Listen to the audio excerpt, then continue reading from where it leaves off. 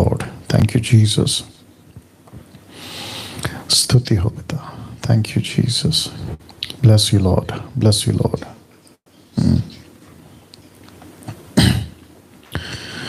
Thank you, Jesus. Worship you, Master. Thank you, Lord. Thank you, Lord. Thank you, Lord. Thank you, Jesus.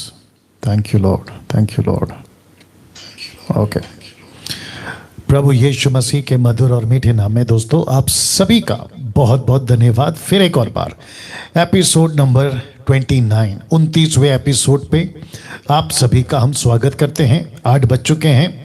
इस हफ्ते का आखिरी दिन, यानी कि अगले हफ्ते से फिर शुरू होगा, लेकिन इस हफ्ते का सैटरडे है क्योंकि कल संडे है, और जिसके चलते कल आप सभी जानते हैं कि 27 जून जो कि प्रति रविवार हिंदी ऑनलाइन चर्च हम आप सभी के लिए लाते हैं ऑनलाइन, तो वो कल है। लेकिन आज इस हफ्ते का 29वें एपिसोड पे आपका बहुत बहुत स्वागत करते हैं। फिर एक और बार ये अद्भुत प्रोग्राम जो कि मैं समझता हूं कि बहुत बड़ा तहलका या बहुत अद्भुत प्रभाव मसीह की दह के लिए, जो नकारात्मक हैं उनके लिए, और जो सही शिक्षा के साथ चलते हैं उनकी उन्नति करते हुए ये प्रोग्राम उन सभी को ब्लेस कर रहा है, और साथ ही साथ सुधार का काम, सफाई का काम भी कर रहा है।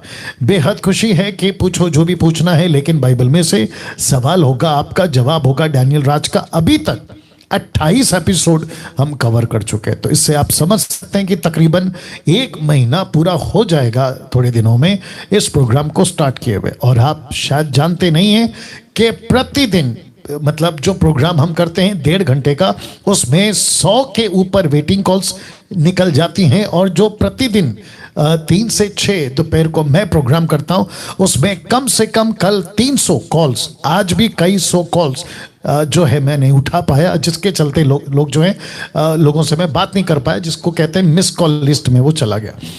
ये सब क्यों कह रहा हूं? ये इसलिए कह रहा हूं क्योंकि आपको अंदाजा हो जाए कि किस तरीके से लोगों की जिज्ञासा, तड़प सही शिक्षा के प्रति वो दिखती है। दूसरी बात, मेरे कौन से या सही वचन के कॉन्टेक्स्ट के माध्यम से जो उनको सलाह मिलती है वे प्रभु के नजदीक आ रहे हैं। बीच में किसी ने मुझे एक पोस्ट भेजा था, नाम तो खैर मैं नहीं लेता हूं, व्हाट्सएप माफ करें, फेसबुक मैसेंजर पे भेजा गया था। उन्होंने लिखा कि पास्टर डैनियल, जिस चीज को मैं देख रहा हूं मसीह की दह में जो गड़बड़ियां हो रही है, वो चाहे पैसे के क्षेत्र में हो, गलत शिक्षाओं के क्षेत्र में हो, जवा विटनेस, ओनली जीसस, माता यरूशलेम, इल्यूमिनाटी, और फिर साथ ही साथ में सर्वशक्तिमान, बिजली चमकना, इन सभी को देखकर उसने कहा कि मैं तो बैकस्लाइड हो रहा था, मैं तो यीशु को छोड़ रहा था, लेकिन आपकी टीचिंग को 2 साल से सुन रहा हूं, जिसके चलते मैं बैकस्लाइड होने से बच गया। ऐसे भरमार हैं, मतलब गवाहियों की भरमार है, और मैं समझता हूं कि बहुत जल्द मैं ऐसा एक प्रोग्राम करूंगा जहां पे आप लोग गवाही दे सकते हैं कि कैसे इस मसीह मंथन के प्लेटफॉर्म से, मेरी टीचिंगों के द्वारा जो पवित्र आत्मा की ओर से होती है, या मुझ जैसे 10% या जो भी, आप कैसे ब्लेस हुए। ऐसा एक सेशन रखेंगे, जब रखेंगे तब की बात है ना जी। ये जो पोस्ट आप अभी देख रहे हैं, मेरी ये क्या कहते हैं ना, मजबूरी है जिसके चलते मैं ये रख रहा हूं, क्योंकि कुछ बातें जो हैं लूसीफर गड़बड़ कर रहा है, तो जिसके चलते मैंने ये पोस्ट डाल दिया है कि डैनियल राज का प्रचार किसी व्यक्ति विशेष के लिए नहीं होता। दूसरा, ना ही किसी धर्म समाज को, मतलब किसी भी हिंदू, मुस्लिम, बुद्धिस्ट, पारसी, किसी को भी नहीं। मेरा व्यक्तिगत किसी को अटैक नहीं है, किसी व्यक्ति को विशेष को नहीं है। आप देख सकते हैं वो चाहे किसी भी क्रिश्चियन डिनोमिनेशन का हो, मेरा उसके उनके प्रति किसी के नहीं है। नीचे देख सकते हैं, प्रचार सिर्फ और सिर्फ किंगडम में, राज्य के लिए होता है। तो इसका मतलब है कि मैं जो प्रचार करता हूं वो परमेश्वर की कलीसिया के लिए प्रचार करता हूं, जो यूनिवर्सल है, सर्वव्यापी कलीसिया, और जिसके साथ मैं एक वचन को कनेक्ट करूंगा, और बिल्कुल मिलता जुलता, क्योंकि हम सभी जानते हैं कि जब से 2020 आ गया, बहुत ध्यान से सुनना, कि जब से 2020 आ गया, 2000 की घटना जैसे बदली, और विशेष करके कोरोना वायरस पैंडेमिक या कोविड-19 के चलते जो बदलाव पूरे विश्व में हुआ है, इसकी अपेक्षा 2000 में होने वाली थी, लेकिन 20 साल लग गए लोगों को समझने में कि एक सिस्टम बदल रहा है, वो चाहे फिजिकल हो या स्पिरिचुअल हो, फाइनेंशियली क्षेत्र में हो या मानसिक क्षेत्र में हो। इन सभी चीजों में 2020 के बाद में पूरा का पूरा एरा चेंज हुआ है, डायमेंशन चेंज हुआ है, और जिसके चलते कई लोगों की आत्मिक उन्नति कई तरीके से जो बिगड़ी थी वो ठीक हुई है। और मुझ जैसे 10% प्रचारक जो कि सामने आए हैं और उनके चलते बहुत सारा सुधार मसीह की देह में हुआ है। तो युग युग या एक एक पीढ़ी परमेश्वर कुछ लोगों को खड़ा करता है, और उनमें से मुझे परमेश्वर ने सौभाग्य दिया कि जब से 2020 उठा या सामने आया और जैसे ही चीजें बदलती चली गई, तो परमेश्वर अपने दासों को, उसमें से मुझको प्रकाशन देता है, प्रचार देता है, टॉपिक देता है, और फिर उसको लेके हम आपके बीच में आते हैं। इसका कनेक्शन यहां पर है। गलतियों की किताब उसका पहला अध्याय और वचन 15-17। तो जितने दर्शक हैं ध्यान से सुनिए, क्योंकि कुछ बातें मैं बीच में रखना उचित समझता हूं, इसके लिए मैं रख रहा हूं। तो लिखा है, परंतु परमेश्वर की जिसने मेरी माता के गर्भ ही से मुझे ठहराया। ये वचन मुझे यिर्मयाह 1:5 याद दिलाता है। एनीवे, लिखा है, मेरी माता की गर्भ से मुझे ठहराया और अपने अनुग्रह से बुला लिया, जब इच्छा हुई। किस चीज की? कि मैं प्रचार करूं। पौलुस की मत कर रहा हूं। कहता है कि जब इच्छा हुई कि मुझ में अपने पुत्र को प्रकट करे। आप सभी जानते हैं, प्रेरितों की किताब 9वां अध्याय, प्रेरितों की किताब 22वां अध्याय। ऐसे करते हुए पौलुस कहता है कि मैं तो जा रहा था, लेकिन अचानक से रोशनी चमकी, और जो मुझसे बात कर रहा था इब्रानी भाषा में, मैंने उनको पूछा आप कौन है? तो उसने कहा मैं यीशु हूं। वाह! तो लिखा है कि मुझ में अपने पुत्र को प्रकट करे कि मैं अन्य जातियों में उसका सुसमाचार सुनाऊं। जी, तो लिखता है, तब ब्रैकेट में ब्लैक में लिखता है, तो मैंने मांस और लहू से सलाह नहीं ली। मांस और लहू मतलब मनुष्यों से। मैंने किसी पास्टर से, किसी अपोस्तल से, किसी प्रॉफिट से नहीं पूछा, और ना यरूशलेम को उनके पास गया जो मुझसे पहले प्रेरित थे। अब ये कौन कौन है? ऑफ कोर्स पतरस, यूहन्ना और बहुत सारे लोग, और 12 प्रेरित जो आप जानते हैं, पहला प्रेरितों का पहला अध्याय में। परंतु अरब को चला गया और फिर वहां से दमिश्क को लौटा। तो पौलुस कहता है कि मैंने किसी को नहीं पूछा। क्यों? क्योंकि पुत्र ने मुझ पे प्रकट किया। वाह! तो जिसकी पत्री आज आप पढ़ते हो, जितने भी भारत में, विश्व में, आप उसकी पत्री पढ़ते हो जिसको यीशु ने खड़ा किया, और उसका नाम है पौलुस। वैसे ही हर युग में जब जब लूसीफर एक एक पीढ़ी को गलत शिक्षाओं से बिगाड़ता है, जिसका जिक्र मैं कर चुका हूं कई संडे के प्रचारों में, जैसे वो बिगाड़ता है तो उसके ठीक विरोध में परमेश्वर अपने सेवकों को खड़ा करता है। और जिसके चलते ऐसी ही घटना जब पहुंची गमलीएल के पास, याद रखो एक व्यक्ति था, एक फरीसी था, व्यवस्था पाक था, जिसका नाम है गमलीएल। उसके पास जब ये पहुंची कि क्या चल रहा है, पतरस, यूहन्ना, पहली सदी, तो ऐसे करते करते जब उसके पास पहुंची, देखो उसने क्या किया। तो लिखा, परंतु गमलीएल नाम एक फरीसी ने, जो व्यवस्था पाक और सब बातों में माननीय था, मतलब उसकी अच्छी खासी रेपुटेशन थी, तो लिखता है कि न्यायालय में खड़े होकर प्रेरितों को थोड़ी देर के लिए बाहर कर देने की आज्ञा दी। तब उसने कहा, हे इस्राएलियों, जो कुछ इन मनुष्यों से किया चाहते हो सोच समझ के करना। वाह! सोच समझ के करना। क्योंकि इन दिनों से पहले लिखा है, यूयादास यह कहता हुआ उठा कि मैं भी कुछ हूं, मतलब उसने कोई अपनी टीचिंग लाई होगी, मैं भी कुछ हूं, और कई 400 मनुष्यों को अपने पीछे या अपने साथ हो लिया, परंतु वह मर गया। और जितने लोग उसके मानते थे सब तितर बितर हो गए। ये व्यक्ति यूदास, इसका नाम है यूदास। उसके बाद नीचे लिखता है, उसके बाद जब नाम लिखाई के दिनों में यहूदा गलीली उठा, कुछ लोग अपनी ओर कर लिए, वह भी नाश हो गया और जितने लोग उसके मानते थे वे भी तितर बितर हो गए। अब जरा देखिए जिसको मैंने रेड से स्पॉट किया, लिखा है इसीलिए मैं तुमसे कहता हूं इन मनुष्यों से दूर रहो। किससे? पतरस से। किससे? यूहन्ना से। किससे? स्टीफन से। किससे? फिलिप से। किससे? पौलुस से। किससे? पहली सदी की लोगों से। और अब यही वचन मुझ जैसे 10% के लिए भी लागू होता है कि इन मनुष्यों से दूर रहो। कौन लोगों को कह रहा है? उन लोगों को कह रहा है जो परमेश्वर का काम बिगाड़ते हैं। कैसे? मैं बताता हूं। लिखा है इसलिए अब तुमसे कहता हूं इन मनुष्यों से भी दूर रहो और उनसे कुछ काम ना रखो, क्योंकि यदि यह धर्म या काम मनुष्य की ओर से हो तो मिट जाएगा। किसी ग्रुप के तरफ से है तो मिट जाएगा, किसी व्यक्ति की तरफ से है तो मिट जाएगा, परंतु यदि परमेश्वर की ओर से है तो तुम उन्हें कदापि ना मिटा सकोगे। वाह! जिस मिशन को मैं कर रहा हूं, अगर यह परमेश्वर की ओर से है, इसको कोई नहीं मिटा पाएगा। साथ ही साथ नीचे लिखा है कि कहीं ऐसा ना हो कि तुम परमेश्वर से भी लड़ने वाले ठहरो। तो जितने दर्शक अभी देख रहे हैं, मेरी वीडियो जहां तक पहुंच रही है, जो मुझे प्यार करते हैं उनको, जो मुझे पसंद नहीं करते उनको, जिनको मेरी टीचिंग से, मतलब प्रभु की टीचिंग से, मेरी टीचिंग को मैं इसलिए कह रहा हूं, उनके टीचिंग को जो मैं मेरी तरफ से आप तक पहुंचती है उस कॉन्टेक्स्ट में जिनको पसंद नहीं है, तो ये वचन याद रखिएगा। ये टोटल 34 से 39 अगर प्रभु की ओर से है, ये डैनियल राज, तो भैया भूल जाओ। लेकिन अगर प्रभु की ओर से नहीं है, तुमको कुछ करने की भी जरूरत नहीं है, वैसे ही खत्म हो जाएगा। तो ये सिंपल सीधी सी बात है।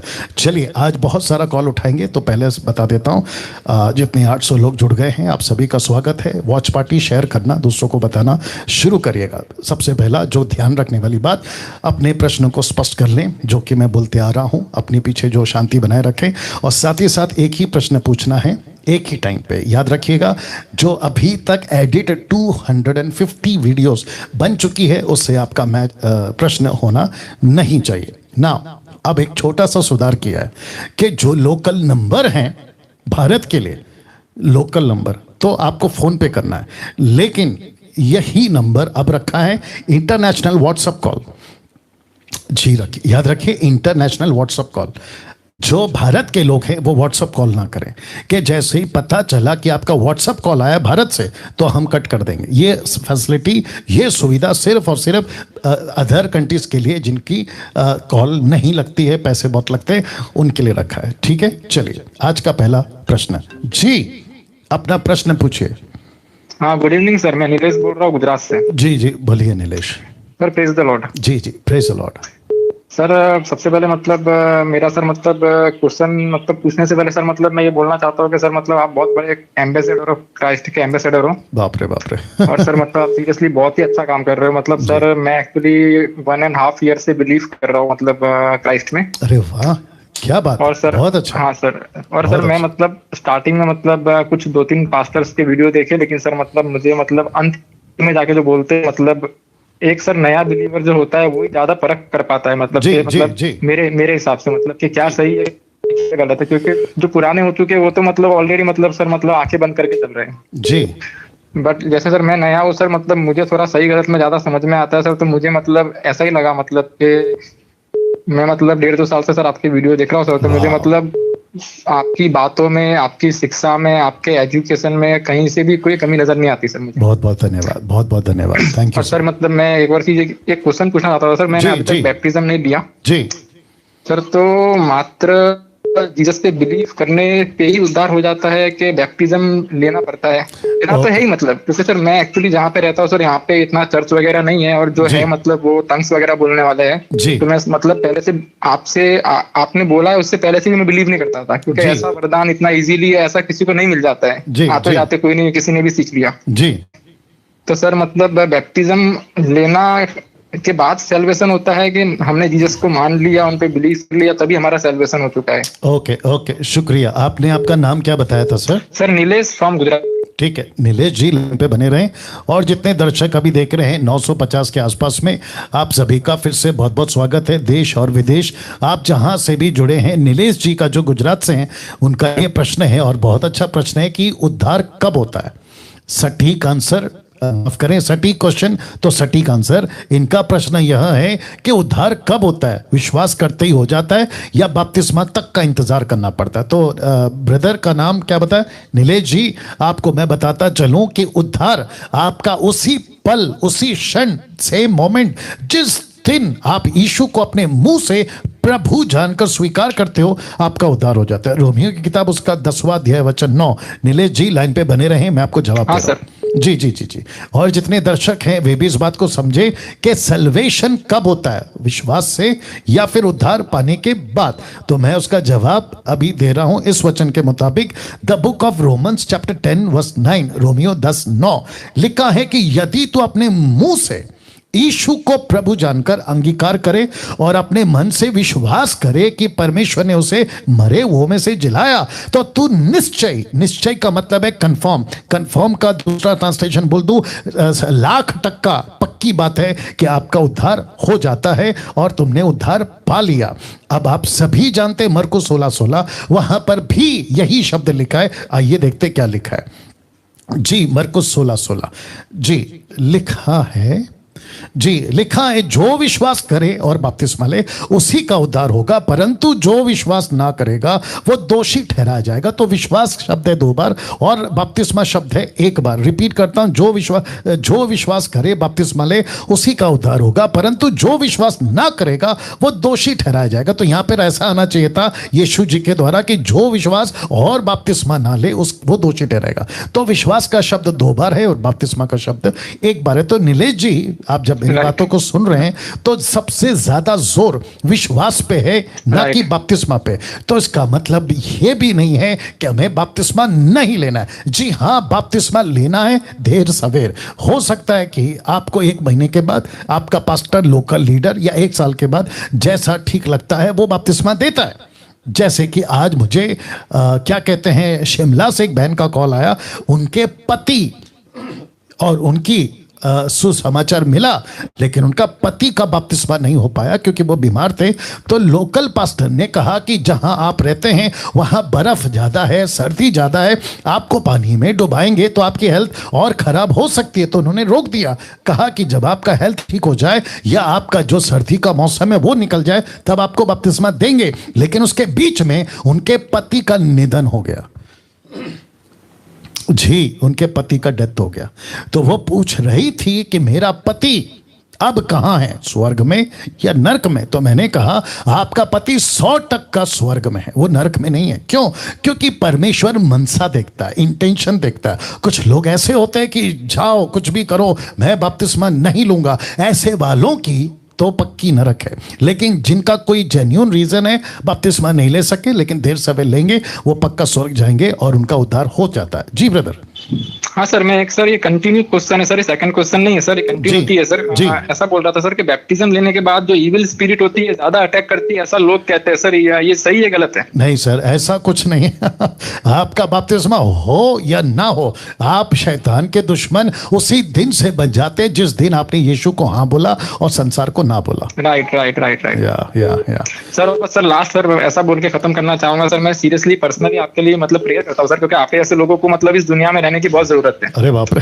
और सर मतलब जो भी आपके अगेंस्ट में सर, मतलब मैंने तो आज मतलब इतने, मैं तो सर 1.5 साल से देख रहा हूँ, बट मैं बाय मिस्टेक जी, तो अभी नाम याद नहीं आ रहा, नाम वैसे कहा भी नहीं जाता है आपके शो में, बट कोई मतलब आपके अगेंस्ट में कुछ वीडियो बना रहा था सर, मैं आराम से बैठ के सब डिसलाइक किया सबसे पहले। अच्छा। एक को भी सुना नहीं मैंने, सिर्फ डिसलाइक किया सबसे पहले। बाप रे। और कमेंट किया है कि किसी और का नाम लेके अपने आप को फेमस मत करो, प्रभु का नाम लेके अपने आप को फेमस करो, करना है तो किसी और के नाम का सहारा मत लो। Good good good, thank you. वो आयरलैंड से, उसका नाम मुझे याद भी नहीं है ना, मैं कहना चाहता हूँ। Good good good good. But sir मैंने ये किया, सर मैं सीरियसली आपके लिए डेली प्रे करता हूँ, क्योंकि आप सर मेरे खुद के ब्रदर बॉम्बे में पास्टर है, मतलब मेरे सगे ताऊ जी के बेटे हैं। ओहो, गुड बट गुड सर वो गुड भी मतलब टंग्स वगैरह बोलते हैं, इसलिए मतलब आई डोंट टॉक, मतलब उनसे ज्यादा बातचीत नहीं करता मैं। गुड गुड उन्हीं ने मुझे सैल्वेशन दिलवाया है, उन्हीं ने मुझे ओके बताया है ओके जीसस के बारे में। Good good good but then also मतलब मुझे वो सही नहीं लगता, क्योंकि एक एग्रेसिवनेस है, जी गुस्सा जी है, मतलब अभी मुझे लगता है कि मतलब उनके अंदर इतना कंट्रोल पावर आया है जो आपके अंदर है, ओहो, गुड गुड गुड। वो चलिए, या जल्दी गुस्सा होना वगैरह वगैरह। या अच्छा, आपसे एक प्रश्न पूछना चाहता हूँ, क्या मसीह मंथन ग्रुप गुजरात का आपने ज्वाइन कर नहीं लिया? सर, मैं डेली सर सोच रहा हूँ ज्वाइन करूँ, लेकिन सर मैं एक बार सोच रहा था एक बार आपसे एक बार बात हो जाए। अच्छा अच्छा, तो ठीक मैं है, जरा तो ज्वाइन आपका कर बहुत बहुत स्वागत है। गुजरात का स्टेट जो है ना एमएमबी का, आप उसको जरूर ज्वाइन करें, क्योंकि आप जैसे लोगों की भी जरूरत है। पक्का पक्का, yeah thank you very God much bless, sir. God bless, God bless, God bless. Thank you very okay okay, next call. जी, अपना प्रश्न पूछिए। जय मसीह भाई साहब। जी, जय मसीह। भाई साहब, मुझे ये यूहन्ना रचित सुसमाचार उसका 3रा अध्याय और उसके 8वें वचन से थोड़ा सा मुझे आपसे पूछना था जी। कि हवा जिधर चलती है उधर चलती है और तू उसकी आवाज सुनता है, जी। परंतु ये नहीं जानता कि वह किधर से आती है और किधर को जाती है। प्रत्येक जन जो आत्मा से जन्म लेता है वह ऐसा ही है। तो भाई साहब, कुछ मतलब रोमन कैथलिक्स ना इस पर अगला जन्म पिछले जन्म के बात पर वाद विवाद करते हैं, तो थोड़ा सा मैं इस वचन को समझना चाहता हूँ। जी, देखिए, आपका नाम क्या बताया आपने? सर मेरा नाम अमन है। अमन, अमन जी, बहुत ध्यान से सुनिए, और जितने दर्शक हैं 1300 प्लस, उनको भी कहना चाहता हूं कि यीशु ने यहाँ पे पुनर्जन्म, अगला जन्म, पिछला जन्म का बात ही नहीं किया है। यहाँ पे बात हो रही है क्या कहते हैं ना, उद्धार पाने की, जिसको कहते हैं बॉर्न अगेन, फिर से जन्म लेना, मतलब सैल्वेशन। और इसी को दीजिए यूहन्ना की किताब उसका 3रा अध्याय वचन 4 में देखो, जब यीशु ने 3 में कहा तो वचन 4 में निकुदेमुस क्या कहता है ये भी बता देते हैं आपको। तो वचन 4 में कहता है, निकुदेमुस ने कहा, मनुष्य जब बूढ़ा हो गया तो कैसे जन्म ले सकता है? क्या वह अपनी माता के गर्भ में दूसरी बार प्रवेश करके जन्म ले सकता है? अब आप सोच के देखिए कि ये निकुदेमुस खुद को शास्त्री फरीसियों का सो कॉल्ड टीचर कहता है, लेकिन ये बात को नहीं समझ सका। तो इसको क्या लगता है कि इट इज पॉसिबल, क्या यह संभव है कि मैं मां के गर्भ में वापस जाऊं? कैसे जा सकते? नहीं जा सकते। तो ये नहीं समझा, तब जाकर यीशु ने कहा वचन 5 में कि यीशु ने उत्तर दिया, मैं तुझसे सच सच कहता हूं, जब तक कोई मनुष्य जल और आत्मा से ना जन्मे तो परमेश्वर के राज्य में प्रवेश नहीं कर सकता। ना जल और आत्मा का कनेक्शन इसको क्यों लिया है, मैं आपको यह भी बता देता हूं कि जब एक बच्चा मां के पेट में 9 महीना रहता है, लेट मी रिपीट अगेन, कि एक बच्चा जब मां के पेट में 9 महीना रहता है तो वो पेट के अंदर 2 चीज होती है, एक होता है अंधेरा और दूसरा होता है पानी। तो जब वो बच्चा वहां होता है तो वहां पे बच्चा रहते वक्त में ऐसा सोचिए, उसको अगर माइक दिया जाए या उससे बात की जाए तो बच्चा कहेगा ये है मेरी दुनिया, जिसको कहते हैं अंधेरा और पानी। लेकिन ठीक 9 महीने के कुछ दिनों बाद में वो बच्चा वहां से बाहर आता है और जब वो इस प्लैनेट में पहुंचता है जिसको कहते हैं पृथ्वी, तो यहां पर भी वो 2 चीज के बगैर जिंदा नहीं रह सकता, एक है हवा और दूसरा है पानी। तो कनेक्शन पानी का पीछे पीछे से आ रहा है। तब जाकर यीशु ने कहा कि ओके, तो बच्चे की कॉन्सेप्ट में इसको समझाना होगा। तब यीशु ने कहा जल और आत्मा, इसका मतलब है बपतिस्मा, पानी का जिक्र वहां पर है, आत्मा मतलब बॉर्न अगेन की बातें। और 1 कुरिन्थियों 3 अध्याय कहता है जो आत्मा से जन्मा है वो आत्मिक है और आत्मा की बातों को समझता है। तो यहां पे पुनर्जन्म, पिछला जन्म, रीबर्थ वाला कॉन्सेप्ट नहीं है, सैल्वेशन इसका बेस है। ओके ब्रदर जी। तो आप इसका मुझे सपोर्टिंग ऐड बता सकते हैं कोई? जैसा कि एक्चुअली मैं भी मिनिस्ट्री में ही हूँ और मैं भी प्रचारक हूँ, ताकि थोड़ा सा मुझे भी इसका हवाला मिल जाए ताकि मैं इसको प्रीच कर सकूँ। क्या चाहिए आपको? इसके हवाले चाहिए कि जो है सपोर्टिंग ऐड आप प्लीज बता दीजिए। मैं वही तो पूछ रहा हूँ ना, आपको क्या सपोर्ट चाहिए, क्या किस चीज का स्क्रिप्चर कि इसी का कि हवा इधर चलती है उधर चलती है, पर तू उसकी आवाज सुनता है, परंतु ये नहीं जानता कि किधर से आती है और किधर को जाती है। प्रत्येक जन जो आत्मा से जन्मा है ऐसा ही है। तो वही तो कह रहा हूँ ना सर, वहां पे क्लियर हो गया ना सर, आत्मिक बातें हैं, आत्मा से जन्मे की बातें हैं। तो इसके लिए सपोर्टिव स्क्रिप्चर क्यों चाहिए आपको जी? और आपको इसके लिए सपोर्टिव स्क्रिप्चर क्यों चाहिए और क्या चीज का सपोर्टिव चाहिए, वही तो पूछ रहा हूँ। सैल्वेशन का बात है ना ये तो जी। कि हवा जिधर चलती है, मतलब तो समझ, मतलब हवा जिधर चलती है उधर चलती है, परंतु तो उसकी आवाज सुनता है। परंतु ये नहीं जानता कि किधर से आती है और किधर को जाती है, तो थोड़ा सा इसमें कंफ्यूजन होती है मुझे। अरे बाप रे आपको पता है हवा कहाँ से आती है? जी अरे बाप रे, आपको पता है कि हवा कहाँ से आती है? जी मुझे भी मालूम नहीं है। तो फिर वही तो लिखा है ना, हम नहीं जानते ना हवा कहाँ से आती है। तो इसका कौन सा स्क्रिप्चर ढूंढ के निकालूं, इसका कौन सा वचन निकालूं कि कहाँ से आती है हवा, वो लिखाओ, कहीं पे लिखा है? आप भी तो पास्टर है ना, आपने कभी पढ़ा बाइबल के अंदर कि कहीं पे लिखा हो कि हवा यहाँ से आती है? ये बाइबल में तो नहीं लिखा। अगर तो सर ये सवाल क्यों कर रहे हो कि इसका रेफरेंस दे दो? आपने पूछा, मैंने समझा दिया कि ये आत्मिक बातें हैं, सैल्वेशन को लेकर बातें। कैथलिक कहते हैं कि रीबर्थ है, तो रीबर्थ नहीं है, ये सैल्वेशन है, जिसको कहते हैं बॉर्न अगेन, फिर से जन्म लेना आत्मा में। ये वो कनेक्शन है सर जी। अच्छा, ये वो कनेक्शन है जी। चलिए, बहुत बहुत शुक्रिया आपका, और परमेश्वर आपको खूब आशीष दे। जी जी, शुक्रिया। नेक्स्ट कॉल जी, अपना प्रश्न पूछिए। Hello sir. जी प्रेज द लॉर्ड। सर मेरा सवाल है कि व्यभिचार से कैसे बचे? व्यभिचार से कैसे बचे? ओके सर मैं सवाल को थोड़ा लंबा करना चाहता हूँ। क्या करना चाहता हूँ?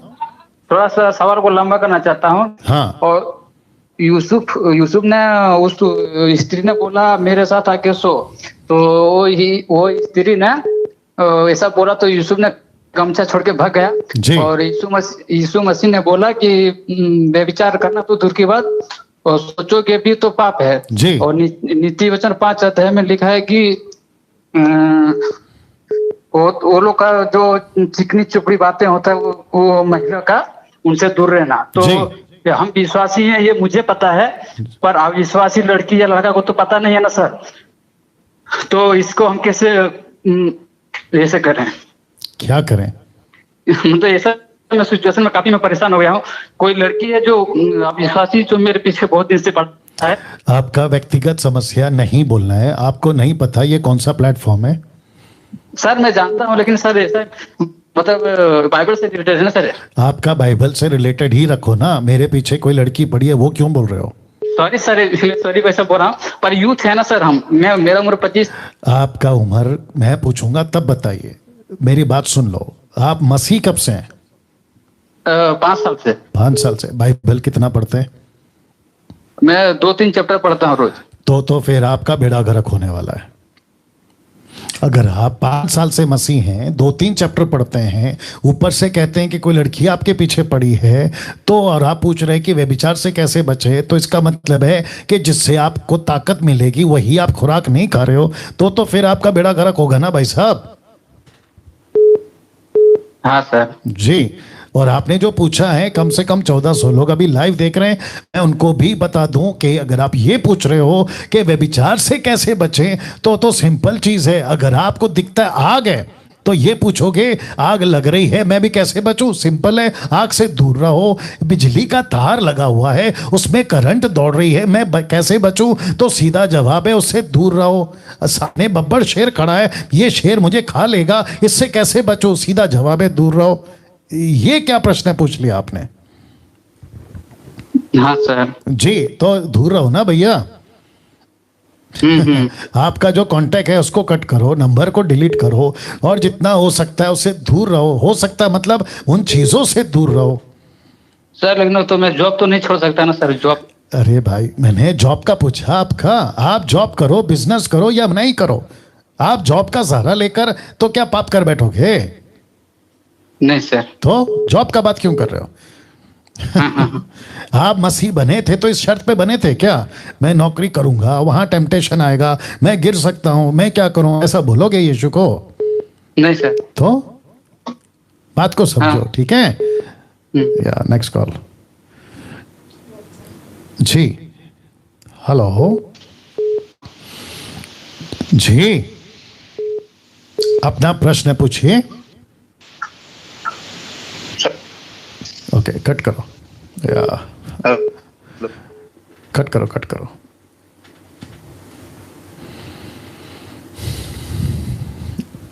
वो तो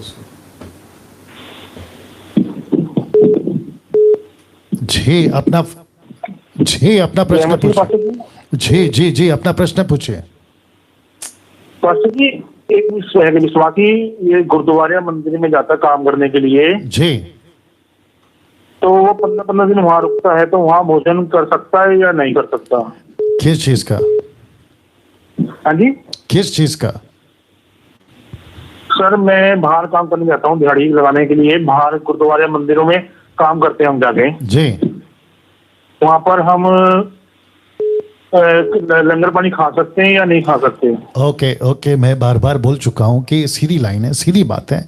जिस चीज पे आप जाते हैं, जहां आप काम करते हैं, आपका जो भी काम है, वहां लंगर है, मंदिर है, सिख लोगों का टेंपल है, वहां खाने का इशू है, वहां क्या परोसा जाता है। मैं वापस कहता हूं कि अगर उसका कनेक्शन मूर्ति पूजा से, मैं यहाँ बैठे बैठे नहीं बता सकता, और मैं तो जानता भी नहीं हूं कि कौन सा कहां से क्या आया, लेकिन आप लोग वहां के लोग हैं, आप इन बातों को जानते हैं। आपको अगर क्या कहते हैं ना 1% भी लगता है ना कि इसका कनेक्शन कहीं ना कहीं आइडल वर्शिप से, तो आपको वहां स्टैंड लेना है और नहीं खाना है। ये तो मैं बोलते आ रहा हूं ना सर। अच्छा, मैं वो बात तो मान गया सर जी, पर वहाँ हमारे भान होटल पे खाएंगे 400-500 रुपए। आपका आवाज ठीक नहीं है सर, आप बिल्कुल स्पष्ट बोलिए। मेरा कहने का मतलब है हमें 400-500 रुपए दिहाड़ी मिलता है, ठीक है, वहां जाके हम बाहर का खाना खाएंगे तो क्या बचेंगे, क्या खाएंगे? आप मसीह किस हिसाब से बन गए सर? आप मेरी बात सुनो, मैंने क्या कहा? जब हम बोलते हैं तो शांत हो जाया करो, आपकी बात को सुनकर ही मैं बात करता हूं।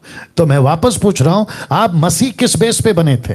आपकी नौकरी हो जाए, आपका बैलेंस बच जाए, आपका घर चल जाए, जब सब कुछ सुविधा ठीक हो तभी मैं मसीह बना रहूंगा, इस शर्त पे मसीह बने थे? नहीं। तो आप ये रीजन क्यों दे रहे हो कि क्या बचेगा, क्या खाएंगे? आप शर्त के हिसाब से मसीह मत बनिए। ठीक है सर। जी, तो जितने दर्शक देख रहे हैं, मैं आपको भी बताता चलूं कि किसी शर्त पे मसीह मत बनिए। अभी बीच में मुझे कॉल्स आ रहे हैं, अभी काफ़ी कॉल्स आ रहे हैं 3 से 6 बजे तक में, और मैं जब उनकी बातें सुनता हूं तो कहते हैं कि मैं अकेली लड़की हूं घर में, मेरे पिताजी विश्वासी नहीं हैं, मेरे रिलेटिव्स विश्वासी नहीं हैं, वो मुझे सताते हैं, बाइबल पढ़ने नहीं देते, मैं घर के अंदर अकेली विश्वासी, मैं क्या करूं? तो मैं वापस कहता हूं, बीच में मैंने बोला था क्या मसीह बनना आसान है? ये मैंने रखा था पॉइंट। तो आप शर्त के बेस पे मसीह क्यों बन रहे हो? अगर ऐसी बात है, परमेश्वर की राज्य का प्रचारक होने के चलते, यीशु की रिकंसिलिएशन मिनिस्ट्री का एम्बेसडर होने के चलते, प्रतिनिधि होने के चलते, मैं यहां से ये स्टेटमेंट देता हूं कि आप अगर शर्त के बेस पे मसीह बन रहे हो तो यीशु को छोड़ दो। किसी के शर्त के बेस पे मसीह नहीं बनना है।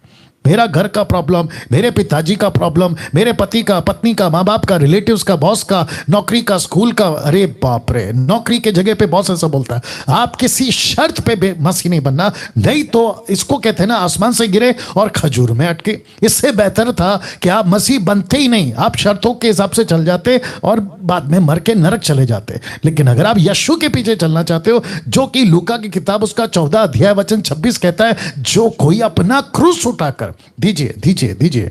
और भाई साहब अगर आप लाइन पे हैं तो आप भी सुनिए जी। लूका की किताब उसका 14 अध्याय वचन 26 जी, लूका की किताब उसका 14 अध्याय वचन 26। देखिए यहां पर क्या लिखा हुआ है। जब एक काम करते हैं, 25 से पढ़ते हैं। लिखा है कि जब भीड़ उसके पीछे जा रही थी तो उसने पीछे मुड़कर कहा, किससे? भीड़ से। आइए देखते क्या कहा। यदि कोई मेरे पास आए, अपने माता पिता, पत्नी, बच्चे, भाई बहनों, वरना अपने प्राण को भी आप प्रिय ना जाने, तो वो मेरा चेला नहीं हो सकता। वचन 27, जो कोई अपना क्रूस ना उठाए, मेरे पीछे ना आए, वह भी मेरा चेला नहीं हो सकता। तो इसका मतलब है सटीक है। और यीशु कहता है मत्ती 7 के 13-14 में कि सकरे रास्ते से प्रवेश करो, क्योंकि वो रास्ता तुम्हें जीवन देगा। लेकिन चौड़ा रास्ता जहां पे कोई दिक्कत नहीं, सब कुछ कॉम्प्रोमाइज का जीवन है, तुमको नरक पहुंचाएगा। तो ये आपको तय करना है। मैं वापस कहता हूं कि चर्च को भरने के लिए सदस्यों को मत, भीड़ को इकट्ठा मत करो। कुछ लोग कहते हैं मेरे पास में 200 है, मेरे पास में 20,000, 2 लाख पब्लिक है। लेकिन प्रश्न उठता है आपने उनको कैसे लाया है? लालच देके के, आपने मोटिवेशनल प्रीचिंग करके, देखो चर्च की बिल्डिंग को पैक करना, संडे के दिन अभी तो शुरू हो जाएगा, पैक करना मकसद नहीं है। यीशु को भीड़ नहीं, भेड़ चाहिए, और भेड़ की भीड़ चाहिए। मैं रिपीट करूं, यीशु को भीड़ नहीं चाहिए, भेड़ चाहिए, लेकिन भेड़ की भीड़ चाहिए, यह समझना होगा जी। हेलो, ओके सर, या एक सेकंड, आप समझे भैया। बहुत विकट है परिस्थिति मसीह समाज की। या क्या बताऊं, जब मैं अभी बैठा हूं, बातें सुनता हूं, 3 से 6 बजे तक बातें सुनता हूं, ऐसा लगता है कि प्रभु आप कैसे बर्दाश्त कर रहे होंगे, कैसे चीजों को आप झेल रहे होंगे। दूसरी तरफ सुसमाचार भारत में आए, आज से अभी जब से थोमा भारत में आया, फर्स्ट AD 52 में जब वो भारत आया, तब से अब तक 2000 साल से भी ज्यादा हो गए, लेकिन भारत के अंदर मसीह का काम, सुसमाचार का काम, यीशु का काम किस गति से पहुंच रहा है, यह भी आप जानते हैं। हम माइनॉरिटी की संख्या में हैं अभी, और वो भी 2-3 के टक्के के आसपास, उसमें भी गड़बड़ है। क्या परिस्थिति है साहब। मैं फिर कहता हूं, मेरा स्टेटमेंट सीधा है, मैं इसकी एडिट वीडियो बनाऊंगा।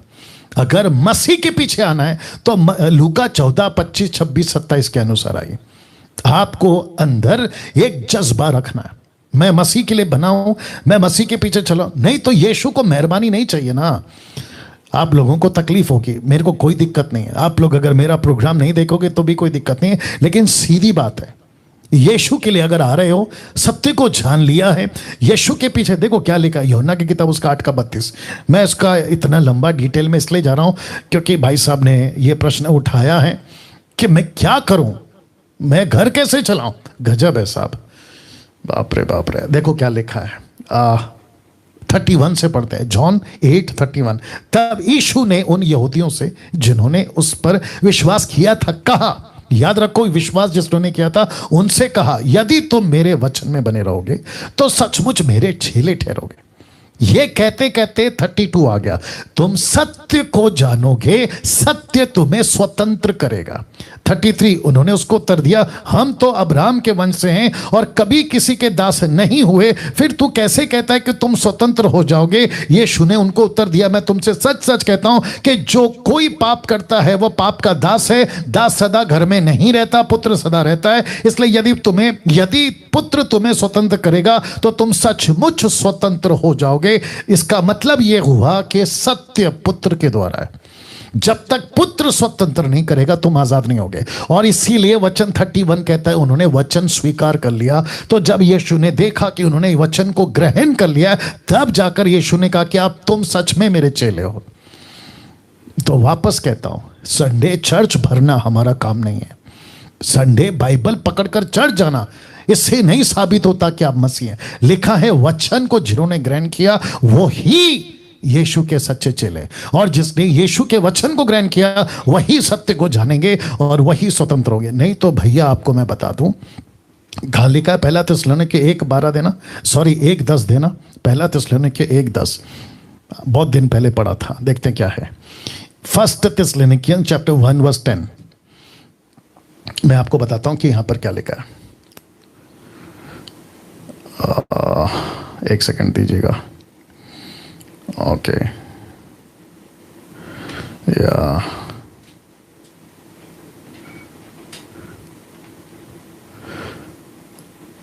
आई थिंक, एक सेकंड दीजिए। दूसरा थिस्सलुनीकियों भी हो सकता है, दूसरा थिस्सलुनीकियों, हाँ दूसरा थिस्सलुनीकियों 1:10 या फर्स्ट थिस्सलुनीकियन का चक्कर हो गया। तो ये है दूसरा थिस्सलुनीकियों, इसका मतलब है सेकंड थिस्सलुनीकियन चैप्टर 1:10। लिखा है यह उस दिन होगा जब वह यानी यीशु अपने पवित्र लोगों में महिमा पाने, देखो ध्यान से सुनना, किसमें, पवित्र लोगों में महिमा पाने, और सब विश्वास करने वालों में आश्चर्य का कारण, आश्चर्य किसमें, विश्वासियों में, लेकिन महिमा किसमें कर पाएगा, पवित्र लोगों में। तो यहां पे 2 ग्रुप है। कब, जब यीशु रैप्चर में आएगा उठा लिए जाने के टाइम पे, या अपनी महिमा में आएगा, या फिर सब इकट्ठे होंगे। तो वहां दो ग्रुप होगा मसीहों में भी, एक होगा पवित्र लोग, दूसरा होगा विश्वासी लोग। कभी ध्यान दिया था या देना पड़ेगा? तो मैं वापस कहता हूं, पवित्र लोगों में महिमा, विश्वास करने वालों में आश्चर्य। विश्वासियों को आश्चर्य क्यों? बोला तुम तो जबरदस्ती शर्तों पे आए थे मसीह बनने के लिए, शर्तों पे। नौकरी का क्या होगा, घर का क्या होगा, पड़ोसी क्या बोलेगा, रिलेटिव क्या बोलेंगे, माँ बाप क्या बोलेंगे, तुम उस शर्त पे मसीह बने थे। तो कहता है तुम शर्तों पे मसीह बने थे, इसलिए तुमको आश्चर्य होगा। आश्चर्य क्यों? क्योंकि तुम्हारे जीवन के पुस्तक में नाम ही नहीं है। माय गुडनेस, आपका नाम ही नहीं है। और जब नाम नहीं है तो स्वर्गदूत को तुम पुकारते रहोगे, मेरा नाम देखो, वहां लिखा होगा, तो स्वर्गदूत कहेगा कि भाई आपका नाम तो कहीं पे भी नहीं है। तो उस दिन आश्चर्य होगा। इससे बचिए। तो फिर कहता हूं कि शर्तों पे मसीह मत बनिए। जी, नेक्स्ट कॉल, अपना प्रश्न पूछिए। जी, जय मसीह पास्टर जी। जय मसीह। जी मैं विनोद, मैं दार्जिलिंग से बोला। बोलिए बोलिए बोलिए बोलिए। जी वो क्या है कि जब वो लड़कियां प्रार्थना करने के समय वो सिर में वो कपड़े लगाना जरूरी है या नहीं? इसके ऊपर बात कर चुका हूं सर, इसका जवाब दे चुका हूं, इसकी वीडियो बन चुकी है। आपको जाना है डैनियल राज के चैनल पे, आपको प्लेलिस्ट में जाना है और वहां पर यह टॉपिक आ जाएगा कि सर पे दुपट्टा लेना जरूरी है या नहीं। इसके ऊपर बात कर चुका हूं। जी जी yeah thank you. Next call. जी, अपना प्रश्न पूछिए। Unknown caller. जी, अपना प्रश्न पूछिए। हेलो प्रेसिडेंट और सर, मेरा जी, नाम जी, विक्की जी, है, मैं जी। पंजाब से बोल रहा हूँ। जी बोलिए विक्की। सर मेरा प्रश्न ये है कि जैसे अन्य जातियों में जैसे हम देखते हैं कि बहुत से जैसे लोग हैं जो तपस्या के रूप में जैसे कई कई साल साल तपस्या करते हैं। जी, तो सर उनको बाद में जैसे कोई वरदान देने के लिए आता, तो आजकल जैसे मसीह समाज में भी ऐसे कुछ देखने को मिल रहा है पास्टर जी। क्या चीज मिल रहा है देखने को? तो जैसे सर आपने जैसे फर्स्ट में वचन बताया था जी। गलातियों उसका 1:15 से 17 तक। जी सर, जी तो उसमें पौलुस के बारे में लोग ऐसे बताते हैं कि पौलुस ने अरब में जाकर 3 साल वहां पर रहकर जैसे एक गुफा में वहां पर परमेश्वर से प्रार्थना किया, तो वहां से सामर्थ्य पाया उसने। जी। तो वहां ऐसा लिखा, वहां पे ऐसा लिखा है कि वो गुफा में बैठ के प्रार्थना करके सामर्थ पाया? वहां पे ऐसा लिखा है? नहीं सर, हिस्ट्री में बताते, मैं एक आपको बता। मेरी बात सुन लो सर, हिस्ट्री क्या कहती है हम उसके बेस पे नहीं चल सकते। Yes sir. हम सिर्फ नॉलेज हासिल कर सकते हैं, लेकिन अगर हमें पुख्ता कोई स्टेटमेंट देना होगा तो सहारा हमें बाइबल का ही लेना पड़ेगा। हम हिस्ट्री क्या कहती है, ऐसे तो बहुत है सर। जोसेफस की हिस्ट्री है, कम से कम 18 चैप्टर लिखे हैं। यीशु के बारे में, पौलुस के बारे में बहुत कुछ लिखा उन्होंने। दानियल के बारे में तो नहीं उठा सकते ना वहां से। Yes sir, yes sir. या। तो सर जैसे आजकल जैसे बहुत से पासवान ऐसे 15 दिन के लिए 20 दिन के लिए कमरे में बंद होकर प्रार्थना करते हैं, तो उनके बारे में कहने का मतलब आप क्या कहना चाहोगे उनको सर? ओके ओके, आपका मेरा नाम? ये क्वेश्चन। जी जी, आपका नाम क्या है? मेरा नाम विक्की है सर। जी विक्की जी, लाइन पे बने रहें। और मैं अप्रिशिएट करता हूं कि बहुत अलग सवाल पूछा है और अच्छा पूछा है। Okay yes sir, yes sir. Okay now, जितने दर्शक हैं मुझे लगता है कि 1600 के आसपास में, आप सभी का फिर से स्वागत है। वॉच पार्टी शेयर करते रहिए, दूसरों के साथ में भी बांटिए। याद रखिए, खरी शिक्षा तब फैलेगी जब आप बहुत सारा शेयर करोगे, नहीं तो दिक्कत हो जाएगी। चलिए, इस भाई का जिसका नाम है विक्की, ये कहते हैं कि ऐसा कुछ कॉन्सेप्ट आज मसीह समाज में आ गया है, खास करके सेवकों के अंदर, ठीक है ना, कोई भी कंट्री से। वो क्या करते हैं, अपने आप को कमरे में बंद कर लेते हैं 15 दिन, 20 दिन, 40 दिन, कभी कभी तो कुछ लोग 80 दिन तक भी। और फिर उसके बाद जब वो बाहर निकलते हैं तो कुछ ऐसी बातों के साथ निकलते हैं जो इससे मैच नहीं करता है। जी हाँ, वापस कहता हूं, जो इससे मैच नहीं करता है। पहला कुरिन्थियों की किताब उसका 14:25 निकाल के रखना, 27 माफ करना। नाउ ध्यान से सुनिएगा, जब वो चर्च में आते हैं और उनका जो चर्च है वो वहां पे ऐसा वेट करते रहता है कि अभी पास्टर जी आएंगे। और इन्होंने एक शब्द यूज किया था, विकी जी आपने एक शब्द यूज किया था, तपस्या। Yes sir, yes sir. जी जी, तो वो तपस्या टाइप का, जैसे बाबा लोग पेड़ के नीचे, पेड़ के ऊपर, पहाड़ के नीचे, पहाड़ के ऊपर ऐसा कुछ तपस्या करते ना, या फिर कभी मिट्टी के नीचे जाके तपस्या करते ना, तो ऐसा कुछ करते हैं। और उनकी जो कलिसिया है ना, वो ऐसा वेट करती रहती है कि अभी पास्टर जी आएंगे कमरे से और कुछ अलौकिक बात लाएंगे, कुछ सुपर नेचुरल बातें बताएंगे, और उनकी चर्च उनको वहीं पे एक्सेप्ट कर लेती है कि अरे अभी देखो कुछ हो रहा है, अभी नीचे गिर रहे हैं लोग, मछली की तरह तड़प रहे हैं, हाथ रख रहे हैं और बहुत कुछ, और अन्य भाषा तो उसमें टॉप पर है, ठीक है ना। अब इसको लेके पौलुस क्या कहता है, देखिए दीजिए, पहला कुरिन्थियों 14 का 27 से पढ़ते हैं।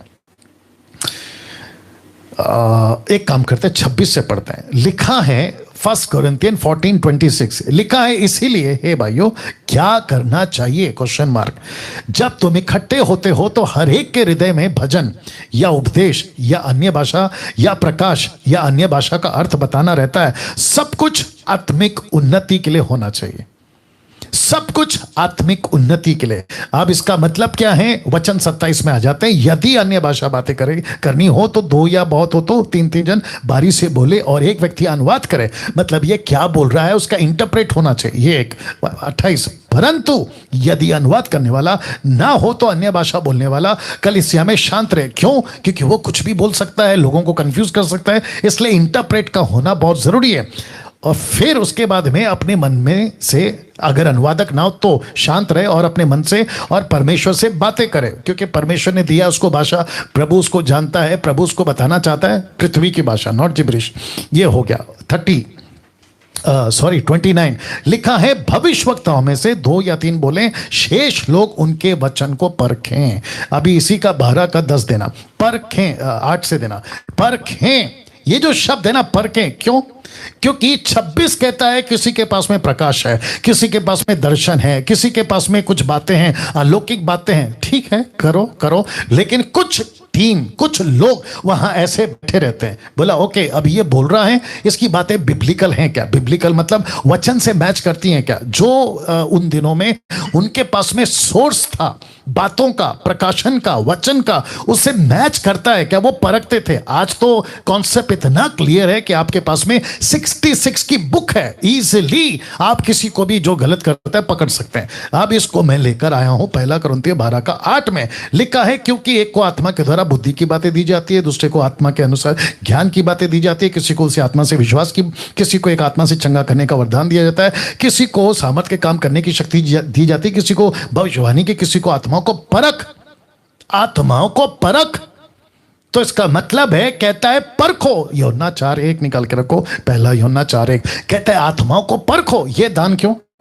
तो बॉडी ऑफ क्राइस्ट में आप कुछ भी तपस्या करके, जैसे विकी ने कहा, ऐसा कुछ अलौकिक चीज मुझे मिला, मैं दर्शन में था, मैं प्रभु ने मुझे दर्शन दिया। याद रखो कि लूसीफर गैब्रियल तक बन सकता है। लिखा है ना, चमकदार स्वर्गदूत, लूसीफर स्वर्गदूत बन सकता है, लूसीफर फंसा सकता है। इसलिए तो लिखा है प्रकाशित वाक्य 12 का 9 में, he is a deceiver of the world, वो संसार का बरमाने वाला है। अच्छे अच्छे राजा महाराजों को बरमा दिया, और ऐसी भटकने वाली स्पिरिट अभी भी है इफिसियों 2 के अनुसार।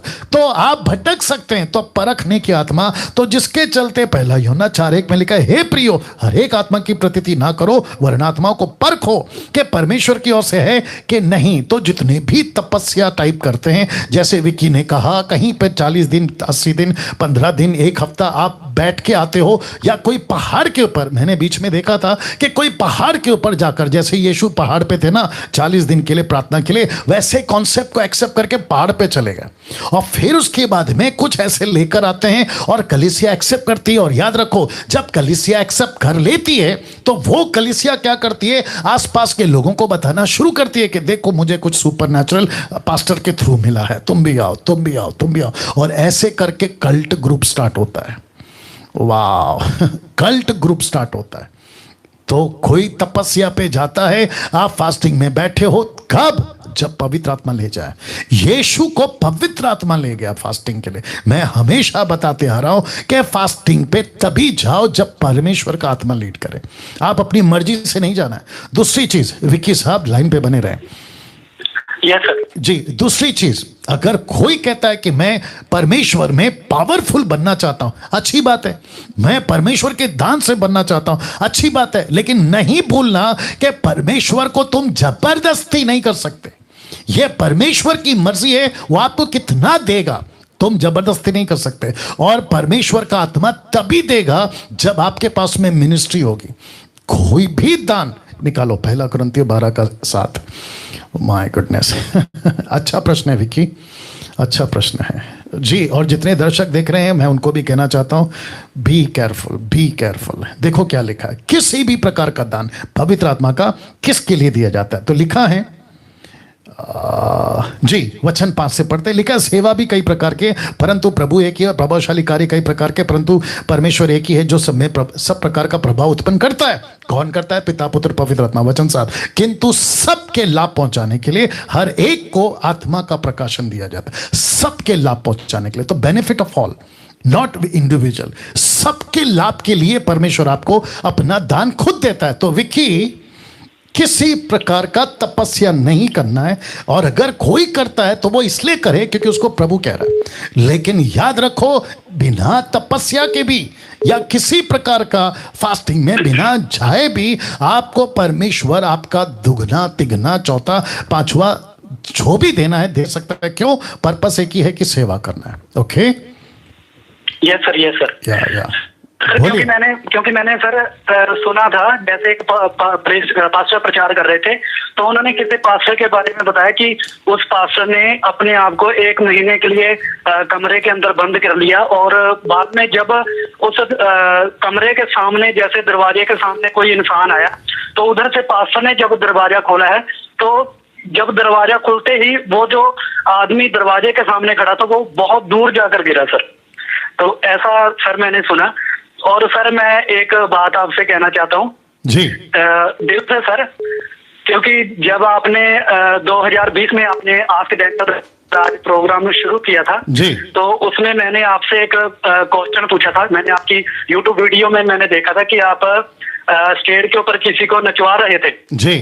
लेकिन सर बाद में आपने कहा कि नाचना नहीं चाहिए। तो मैंने सर आपके खिलाफ, कहने का मतलब मैं आपके वचन के खिलाफ था, जैसे प्रभु के वचन और आपकी टीचिंग के खिलाफ था सर। लेकिन सच में रियली आपके मैसेज के द्वारा सर मेरा जो है माइंड चेंज हो गया। मैं खुद ऐसे सोचने लगा कि सेवकाई क्या है और हम किस रूट पर उसको लेकर जा रहे हैं sir. Right. Yes sir, yes sir. तो उसके लिए सर रियली मैं बहुत बहुत आपसे क्षमा चाहता हूँ। अरे और कोई बात नहीं। अभी सर बहुत काफी समय से हम आपके जैसे टीचिंग को सुन रहे हैं, बहुत बढ़िया। आप प्रभु में हमें आगे बढ़ने के लिए उत्साहित कर रहे हैं। परमेश्वर आपको आशीष दे सर। राइट। अच्छा विक्की, आप कौन से स्टेट से हैं? मैं सर पंजाब से हूँ सर। ओके, तो आपने पंजाब का MMB ग्रुप ज्वाइन कर लिया? यस सर, जो पास्टर बंटी हैं वो मेरे ब्रदर हैं सर। अरे वाह वाह वाह वाह, क्या बात है, वेरी नाइस। हम दोनों भाई मिलकर जैसे अभी आपके द्वारा दी हुई टीचिंग को हम आगे लेकर जाने की कोशिश करें। Good, thank you Bunty ji. Sorry, मैं भी सेवकाई करता हूँ सर। अरे वाह वाह, पास गाँव है, उधर मैं सेवकाई करता हूँ। Good, thank you Vicky, thank you, God bless you. या तो मैं समझता हूँ कि आज का ये जो पॉइंट था बहुत ही गजब का पॉइंट था। Be careful. अगर कोई खुद को कहता है ना, अभी विक्की ने बात करते करते लास्ट में एक बात बोली कि दरवाजा खुला, एक आदमी ने देखा और वो दूर जाके गिरा। ये जो चीजें हैं ना, आप इसको लेकर किसी प्रकार का अरे ऐसा हुआ तो मैं भी होऊंगा, याद रखो, नॉन बिब्लिकल एक्सपीरियंसेस किसी भी प्रकार से स्वीकार नहीं किया जा सकता। परमेश्वर किसी को दूर नहीं फेंकता, परमेश्वर किसी को नीचे नहीं गिराता, परमेश्वर का पावर किसी को नीचे फेंक कर तमाशा नहीं बनाता। परमेश्वर का पावर एक ही चीज के लिए आता है, वो है गॉस्पल, दैट्स इट। बाकी किसी चीज का एंटरटेन, किसी प्रकार का मनोरंजन, कहते हैं ना कि अभी देखो, मैं तुम लोग जितने क्वायर वाले हो, आपने देखा होगा वीडियो, 2-3 चीजें मैं नाम नहीं लूंगा, कहते हैं हाथ उठाओ अभी पवित्र आत्मा आ रहा है, तो जितनी क्वायर वाली है ना 200-300, वो धड़ धड़ नीचे गिर जाते। ये तमाशा है। लेट मी रिपीट, ये तमाशा है। ऐसा नहीं करता पवित्र आत्मा, ऐसा नहीं करता पवित्र आत्मा, कभी नहीं हुआ है और क्यों करेगा। और दूसरी बात, जो व्यक्ति क्वायर में है, जो नीचे गिर जाते हैं, जो ये लोग गिराते हैं, वो बात अलग है कि वो कौन सी स्पिरिट है, मैं भी न्याय के दिन पूछूंगा। लेकिन पवित्र आत्मा अगर पहले से तो नीचे क्यों गिरा रहा है? और अगर नीचे ही गिराना था तो वो क्वायर में इसके हाथ घुमाने तक वो खड़े कैसे हैं? वो वैसे ही गिर जाते। थोड़ा सोचना होगा, बात को समझना होगा, उल्लू मत बनिए। या बहुत कुछ बोलने का है। Next call. जी, अपना प्रश्न पूछिए। हेलो जी जी, अपना प्रश्न पूछिए। जय मसीह पास्टर जी। जय मसीह, जय मसीह। जय मसीह। मैं यूपी स्टेट का शामिल इलाहाबाद से बोल रहा हूँ। मेरा नाम महेश है। जी जी सर, मुझे आपसे क्वेश्चन पूछना था। जी, जल्दी पूछिए सर। यशायाह 6:53 में सर लिखा हुआ है, मैं तुमसे सच सच कहता हूँ, जब तक तुम मनुष्य कुछ का मांस न खाओ तब तक तुम्हें अलौकिक जीवन नहीं है। जी, सर ऐसा कुछ लिखा हुआ है, आप मुझे जरा इसके बारे में सर बताएंगे कुछ? क्या चीज बताएं, आपको क्या पूछना है? सर यही खाने के बारे में, जो मान लो लिखा हुआ है कि हम कुछ भी जैसे खाना खाते हैं या कुछ भी खाते हैं सर, तो हमें किस तरीके से उसको खाना चाहिए, यानी कुछ खाने में हमसे कोई गलतियां तो नहीं होती है? आपकी भाषा नहीं समझ आ रही, आप बिल्कुल स्पष्ट पूछिए। आपने पहला यीशु का जिक्र किया, यशायाह 53 का जिक्र किया, फिर आप कुछ और कह रहे हो, खाने पे आ गए। आप पहला सटीक पूछो, क्या पूछना है? सर जी ओके, एक काम करो, आप आराम से पेपर पे लिख लो, फिर पूछो। Next call. जी, अपना प्रश्न पूछिए। कट करो। Next call. जी, अपना प्रश्न पूछिए। हेलो जी, अपना प्रश्न पूछिए। Praise the Lord. जी, प्रेज द लॉर्ड। सर, हमें पूछना था कि जैसे कि हम बपतिस्मा जाने अनजाने या किसी के कहने से ले लिए हैं, जी, तो जैसे हमारी आत्मा नहीं उसको एक्सेप्ट कर रही, तो क्या हम दोबारा ले सकते हैं? ओके। ये प्रश्न आपने क्यों पूछा? सर, मैं खुद बपतिस्मा ऐसे किसी के कहने से हूँ, जैसे मुझे नहीं लगता, मैंने फीलिंग नहीं ऐसी हो जाती है। क्या? जैसे सर मैं किसी जाने अनजाने में या किसी के कहने से बपतिस्मा लिया है। आपकी उम्र कितनी है? उम्र सर मेरी 32 है। 32। और Yes. आपने बपतिस्मा लिया था तब उम्र क्या थी? सर मैं 2020 में लिया हूँ। आपका उम्र पूछ रहा हूं मैं, कैलकुलेटर लेकर नहीं बैठा हूं सर। उम्र बताइए। उम्र सर हमारी 32 साल बता रहा हूँ। आपने जब बपतिस्मा लिया था तब आपकी उम्र क्या थी? 31 साल। हाँ, तो ये बोलने में कितना टाइम लगाओगे? तो इसका मतलब है कि 1 साल पहले आपका बपतिस्मा हुआ है। Yes sir. जी, तो इसका ये आप कहना चाह रहे हैं कि जब मुझे बपतिस्मा दिया जा रहा था तो मेरे को नहीं पता था ये क्या चीज़ है और ये क्या चीज़ें नहीं, राइट? Yes sir. ओके, तो आपका बपतिस्मा कैसे हुआ था? सर पानी में बुड़ा के हुआ था, पिता पुत्र पवित्र आत्मा के नाम से। ठीक है, तो वो बपतिस्मा सही है, आपको दोबारा लेने की जरूरत नहीं है। ओके सर, या थैंक्स। बस अभी मेरी बात सुन लो भाई। Yes, sir. बात सुनो। अब आपको क्या करना है, आपको अपने आप को स्टडी करना है, मतलब वचन को पढ़ना है, मजबूत होना है, और ऐसी कलीसिया ढूंढो जहाँ के सिद्धांत सही हो, खरी शिक्षाएं हो, उल्टी सीधी डॉक्ट्रिन ना हो, वहाँ पे जाइए। अगर वहाँ पे भी नहीं मिलता है तो ऑनलाइन मसीह मंथन की कलीसिया है जो कल स्टार्ट हो रही है संडे को 7:30 बजे, उसको सुनिए। अन्यथा बाकी जो वीडियोस हैं उसको देखिए। ऐसे करके अपने आप को मजबूत करो, ठीक है?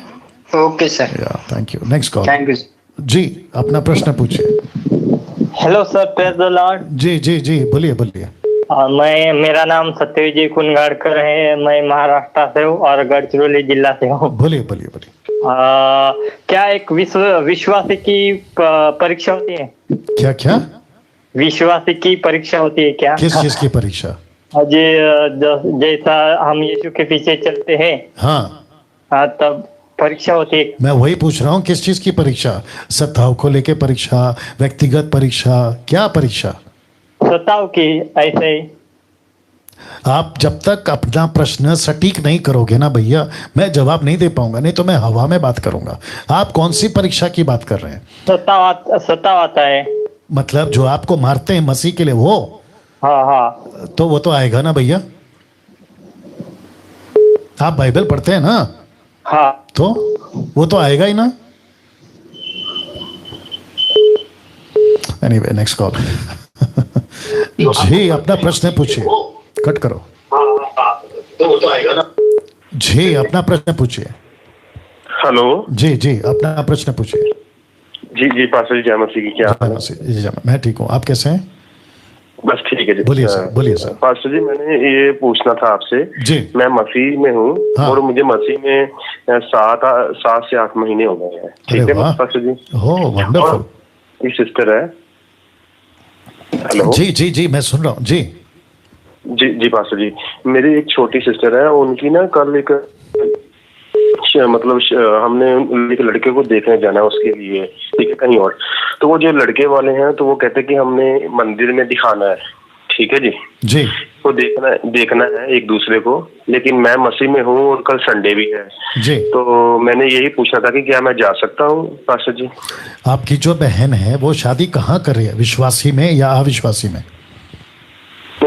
मैं अपने पूरे परिवार में केवल मैं ही मसीह हूँ ना, वो अन्य जाति वाले हैं। ओके ओके, तो ऐसे आओ। तो मतलब लड़का भी अविश्वासी, लड़की भी अविश्वासी, आप विश्वासी हैं, क्या मैं उनके जो भी हैं उसमें जा सकता हूँ नहीं जाता, ये पूछ रहे हैं ना आप? हाँ बस उन्होंने लड़का और लड़की को दिखाना है। वही कह रहा हूँ ना सर, लड़का लड़की दोनों अविश्वासी है। दोनों अविश्वासी हैं। हाँ ये आना था। जी आप बिल्कुल जा सकते हैं, आप जा सकते हैं। हेलो। आप जा सकते हैं सर, आप जा सकते हैं। जी जी जी बिल्कुल जा बस यही पूछना था। जी जी जी। और साथ ही साथ जितने दर्शक हैं मैं आपको भी बताते आ रहा हूं कि आपका फैमिली में अगर आप नहीं जाओगे तो वहां पे क्या कहते हैं ना, बगावत शुरू हो जाएगी। अरे देखो ये हमारे घर में चीज़ों में शामिल नहीं होता XYZ। आपके बहन अविश्वासी है, जिससे वो शादी कर रही है वो अविश्वासी है, वो अभी प्रभु को नहीं जानती हैं, आप प्रभु को जानते हैं, बिल्कुल जा सकते हैं, आप शरीक हो सकते हैं। कल संडे, ये कह रहे हैं कल संडे चर्च जाना है, ऑफ कोर्स जाना है, लेकिन सिचुएशन ये है कि अगर आप नहीं गए तो आपका हर संडे की मुसीबत हो जाएगी। दूसरा, वो व्यक्ति आपकी बहन आपसे रूठ जाएगी और वो प्रभु में नहीं आ पाएगी। तो जिसके चलते इसको कहते हैं अंडरस्टैंडिंग। तो आप बिल्कुल जाइए, और ऐसे जितने देख रहे हैं ऐसी परिस्थिति आपकी बनती है तो जरूर जाइए, कोई दिक्कत नहीं है। जी भैया। जी पास्टर जी थैंक यू। बस मैंने सुबह से बस दिमाग में ये चल रहा था कि मैं आपको कॉल करूं। मैं आपकी वीडियोस बहुत देखता हूं और मुझे बहुत क्वेश्चन उसमें से ना क्लियर होते हैं। जी जी जी। Good good, thank you sir, thank you sir. तो मुझे दिल में ना सुबह से यही चीज चल रही थी कि मैं आपसे कॉल करके ना पूछूं, मुझे पास्टर जी बताएंगे सही रास्ता, बिल्कुल मैं जा सकता हूं या नहीं जा सकता। बिल्कुल बिल्कुल। और बस आप मजबूत हो जाओ, प्रभु में मजबूत हो जाओ। जी जी पास्टर जी बिल्कुल बिल्कुल। Thank you sir, thank you. Okay thank you. या नेक्स्ट कॉल। जी अपना प्रश्न पूछिए। Praise the Lord pastor ji. जी प्रेज द लॉर्ड। मेरा सवाल है, मेरा प्रश्न है, हाँ, दयालु सामरी का दृष्टांत। आपकी आवाज ठीक से नहीं आ रही है, आपकी आवाज कट रही है, बिल्कुल नेटवर्क में आइए। मैं नेटवर्क में आता हूँ। हाँ मेरा सवाल है दयालु सामरी का दृष्टांत। जी हाँ, तो ये मेरा सवाल है कि जैसे कि एक यीशु बताता है कि इसी रीति से एक लेवी और कुछ डाकुओं ने आप उसको पूरा मत पढ़िए, आप डायरेक्ट प्रश्न पे आइए। हाँ मैं प्रश्न पे आता हूँ। इसमें जो सामरी जो था वो मदद करने वाला, वो किसको दर्शाता है, और एक सराय का मालिक जो था वो किसको दर्शाता है? देखिए ये मेरा प्रश्न है। जी जी जी। आप अगर ऊपर से पढ़ते हो ना टोटल पैराग्राफ, तो वहां पे बात हो रही है पड़ोसी को माफ करने की, पड़ोसी को प्यार करने की, तो वो कॉन्टेक्स्ट में आ रहा है ना सर। तो यीशु ने फिर ये एग्जाम्पल दिया, तो वो आपका पड़ोसी, वो सामरी, वो आपका पड़ोसी है, वो आपका दुश्मन है, आपका जो आसपास के दोस्त है वो उनकी बात कर रहा है। अच्छा अच्छा। जी जी जी जी वैसा है वो। ठीक है ठीक है। Thank you. Next call. जी अपना प्रश्न पूछिए। हेलो जय मसीह की पास्टर जी। जी जय मसीह। अच्छा पास्टर, मेरा सवाल ये है जी, मैं ये कैसे जान सकता हूँ कि परमेश्वर हमसे कैसे बात करता है पास्टर? ओके, अच्छा प्रश्न है। आप कहाँ से हैं सर? सर मैं हिमाचल से बात कर रहा हूँ। और आपका नाम क्या है सर? मेरा नाम जगदीश है सर। जगदीश जी लाइन पे बने रहें। बहुत अच्छा प्रश्न है। मैं कैसे जानूं कि परमेश्वर मुझसे बात कर रहा है? नंबर 1, देखिए जगदीश जी, आप भी सुने और जितने 1800 प्लस आप लोग जितने देख रहे हैं, मैं आपको भी बताता चलूं कि परमेश्वर के पास में अल्टीमेट द ओनली वे वह है वर्ड ऑफ गॉड, परमेश्वर का वचन। अब इसी वचन में परमेश्वर लेकर आपसे बात कब करेगा? तो इसका सीधा जवाब है जब आप परमेश्वर की सेविकाई में लग जाते हो, आप जब यीशु के प्रचार में लग जाते हो, जब आप यीशु के ट्रैक में जो रास्ता है उसमें चलना शुरू करते हो। मैं हमेशा कहता हूं कि जीपीएस तब तक काम नहीं करेगी जब तक आप रोड पे नहीं आ जाते। आप अपने होटल कमरे में, घर के डाइनिंग टेबल पे, आप अपने किचन बाथरूम में बैठोगे और कहोगे कि GPS show me the way, नहीं बताएगा। आपको रोड पे आना होगा, आपकी गाड़ी लेकर आपको रोड पे आना होगा, तब जीपीएस काम करती है। वैसे ही परमेश्वर की इच्छा आपके जीवन में तब पूरी होती है, परमेश्वर तब बात करता है जब आप उसके मिनिस्ट्री के ट्रैक में आ जाते हो, तब जाकर परमेश्वर आपसे बात करता है और वो वचन से ही बात करेगा। और आपको कैसे पता लगेगा कि परमेश्वर बात कर रहा है? क्योंकि परमेश्वर की जो इच्छा है आप उसको पूरा कर रहे हो। Reaching to unreach people, making disciples, planting churches, मतलब उसके राज्य की बातों को आप स्थापित कर रहे हैं। इसको लेकर आपको निश्चिंत हो जाएगा कि यस, परमेश्वर मुझसे बात कर रहा है। जी भैया।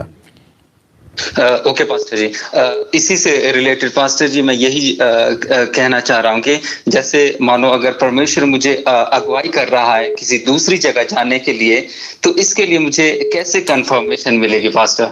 किस चीज के लिए जाने के लिए? मतलब मिनिस्ट्री के लिए पास्टर, गुड। देखिए, आप जब प्रभु से प्रार्थना करते हो कि प्रभु जी, मैं प्रभु तेरा दास हूं, मुझे सेवा करना है, शिमला, कश्मीर या फिर भारत या कहीं पे भी भारत के 29 राज्यों में आप परमेश्वर के सामने रखते हो, तो आपके अंदर परमेश्वर क्या पैदा करता है? आपके अंदर इच्छा पैदा करता है, आपके अंदर फीलिंग्स को लाता है, आपके अंदर देखिए कुछ चीजें आपके सामने आएगी, सर्कमस्टेंसेस सामने आ जाएंगी कि यस, ये इशारा दे रही हैं कि आपको यहां पे जाना है। तो ऐसे करके परमेश्वर बात करता है और सटीक आपका जो स्पिरिट है ना, आत्मा, उसमें सटीक ऐसी बातें आपके अंदर आएगी। तो फिलिप्पी की किताब उसका 4 अध्याय वचन आई थिंक 5, मेरे साथ बने रहे, फिलिपियो 4:5, फिलिपियो 4:5 जी।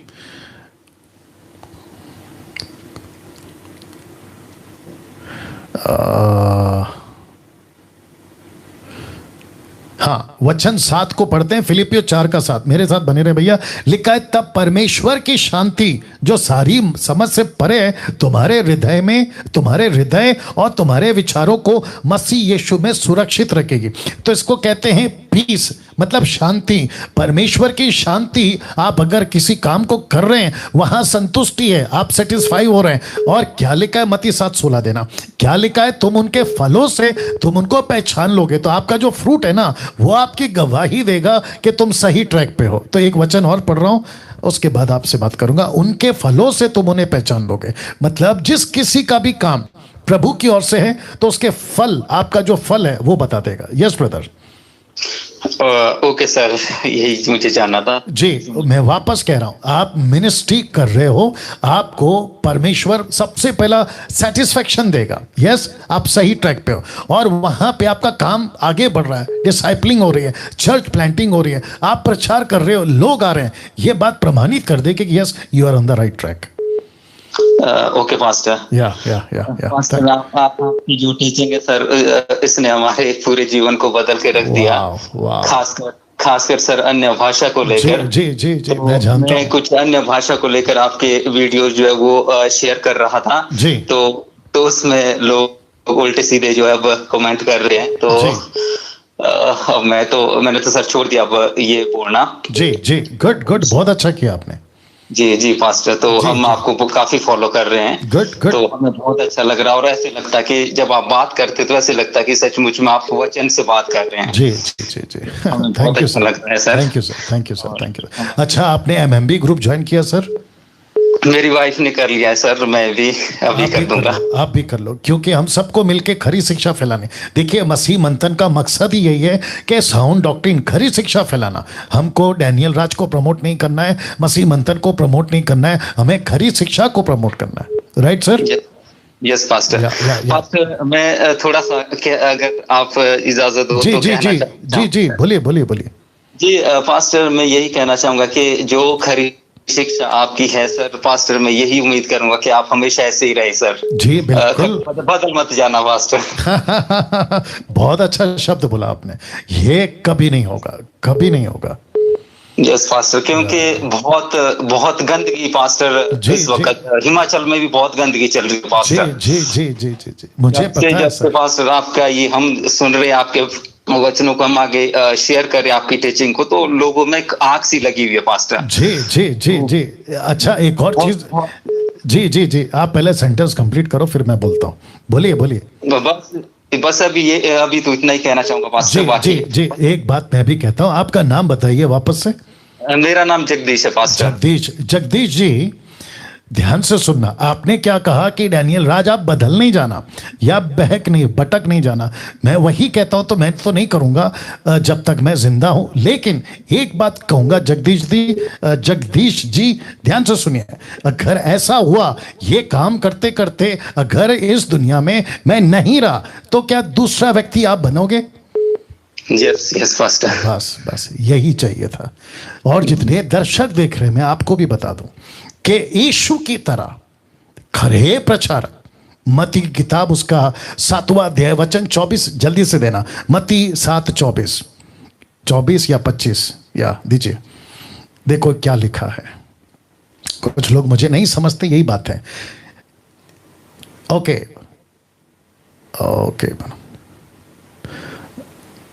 एक सेकंड दीजिए।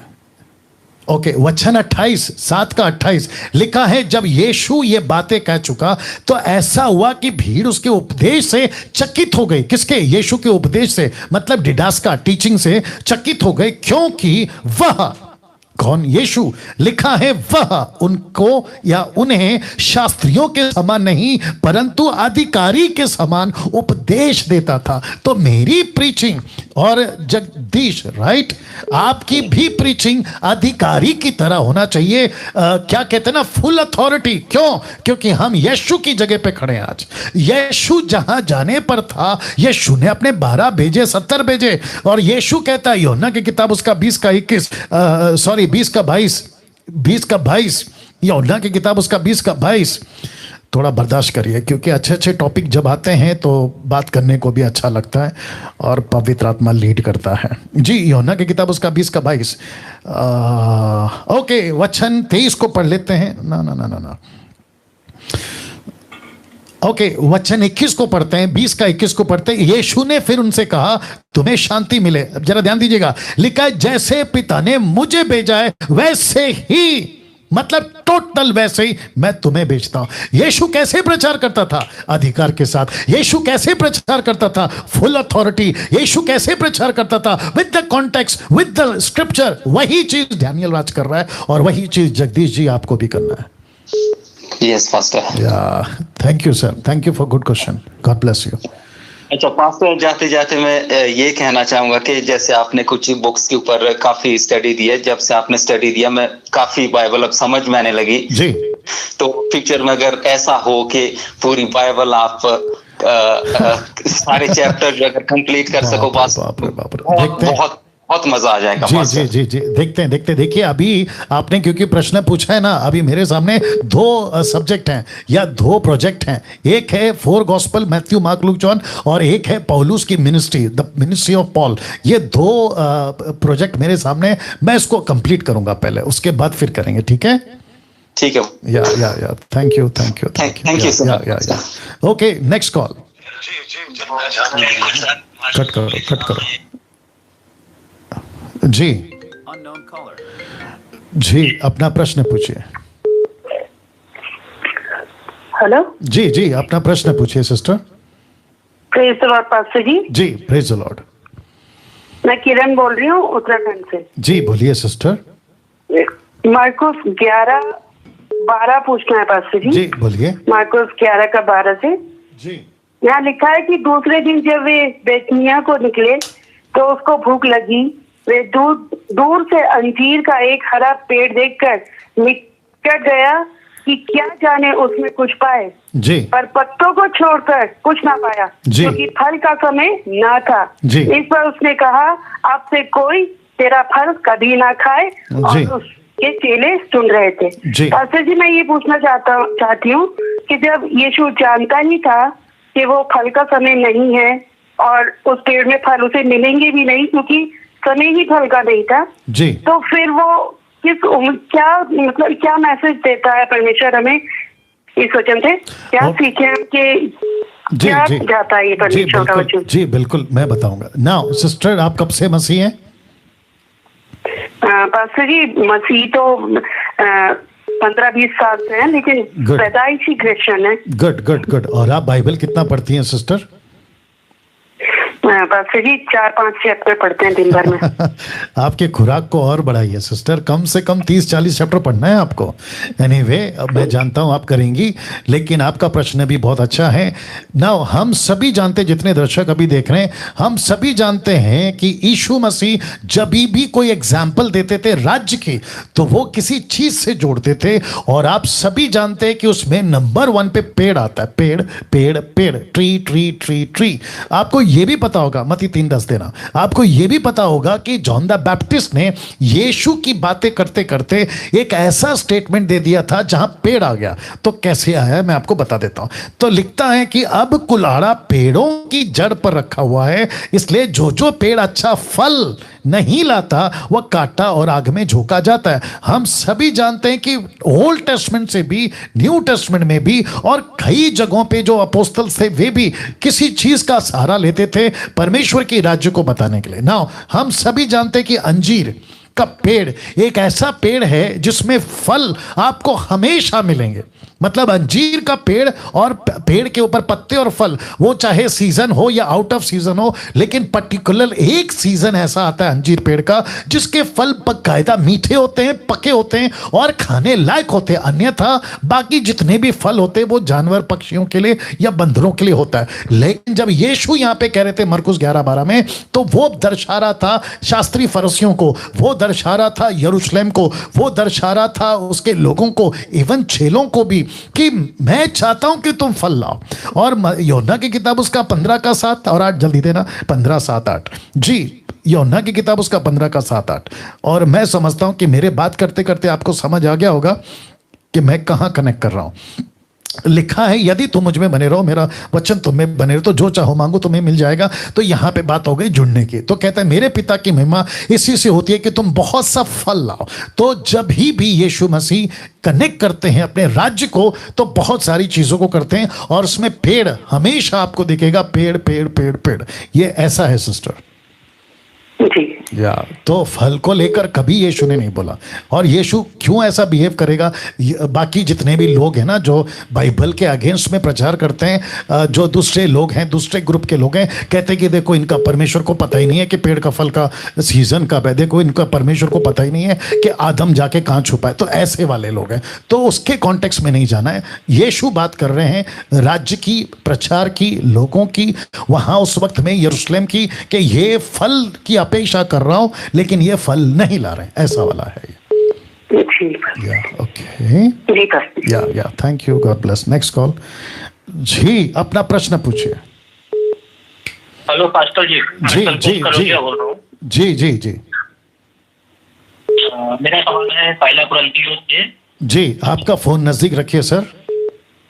पहला कुरिन्थियों 14 अध्याय और 2 वचन से, क्योंकि जो अन्य भाषा में बातें करता है जी, वह मनुष्य से नहीं परंतु परमेश्वर से बातें करता है, जिसलिए कि उसकी बातें कोई नहीं समझता जी, क्योंकि वह भेद की बातें करता जी, आत्मा में पर बोलता है। जी जी। भेद की बातें क्या है, ये इसके विषय में कुछ जानना चाहता हूँ। ओके ओके, तो मैं आपको फिर पूछूंगा कि आप कितने साल से मसीह हैं? मैं 3 साल से। ओके, और बाइबल कितना पढ़ते हैं सर? मैं 5 अध्याय। चलो, अच्छी बात है, अच्छी बात है। कम से कम 3 साल से हैं, 5 अध्याय तो पढ़ रहे हैं। अब जैसे जैसे आप बढ़ोगे ना, तो इसकी खुराक और बढ़ाइए, ठीक है? नाउ लिखा है भेद की बात, राइट जी। तो आपको पूछूंगा कि जो भाषा है वो कौन सी भाषा है? जो भाषा का जिक्र किया ना आपने, कि वहां पे भाषा, एक काम करते पढ़ते हैं, लाई आपके लिए पढ़ देता हूं सर।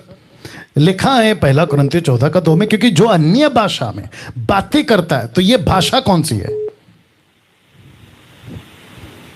हेलो हेलो, अरे बाबा, जी जी, आपका फोन नजदीक रखिए सर।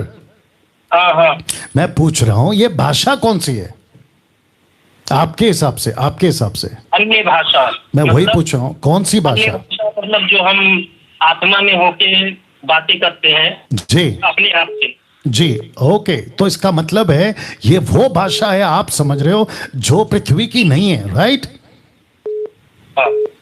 थोड़ा जोर से बोलना है सर, थोड़ा जोर से बोलना है आपको।